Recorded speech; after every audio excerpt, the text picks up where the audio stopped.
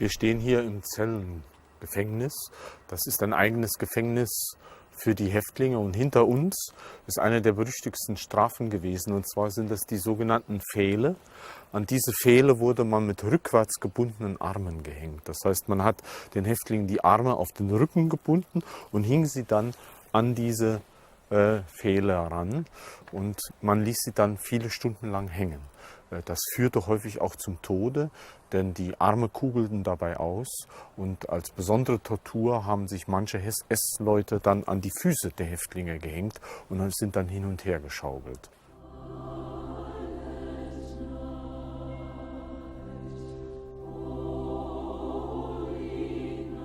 On Christmas Eve, poles were erected beside the Christmas tree.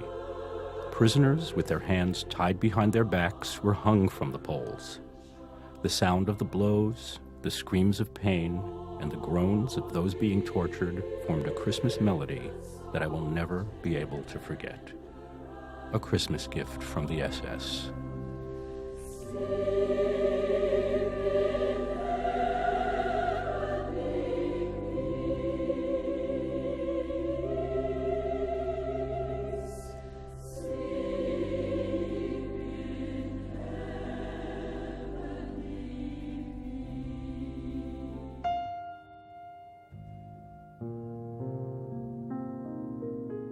"Work shall set you free," was the German slogan.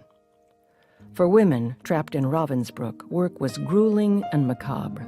As the German military was facing increasing defeats, it was decided that privileged male slave laborers of Sachsenhausen and elsewhere needed incentives to work harder. Thus began the token system. Tokens for cigarettes, tokens for food, tokens for sex. Ravensbrück was a place where women were recruited to do forced labor in brothels, where men were. Women were promised liberation in case they worked for 6 months in a brothel, but to our understanding, these promises were not kept. Many of these women returned or were deported back to Ravensbrück. Every day was the same. Day after day, when the male prisoners returned from work, we had to be ready. We had to be in the day room. We were under supervision. Nothing out of the ordinary was allowed.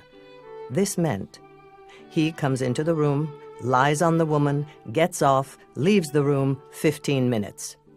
Each woman had to work 2 hours per day, which makes 8 men a day that a woman had to let slither around on her body. The doors to the aisle had peepholes, and when our darlings came to visit, we always stuck a Band-Aid over the peephole from the inside.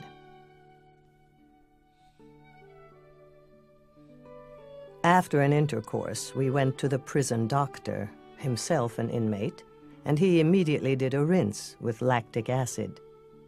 There were no condoms, of course. That's why the men had to take baths before their visits, in order to prevent venereal diseases.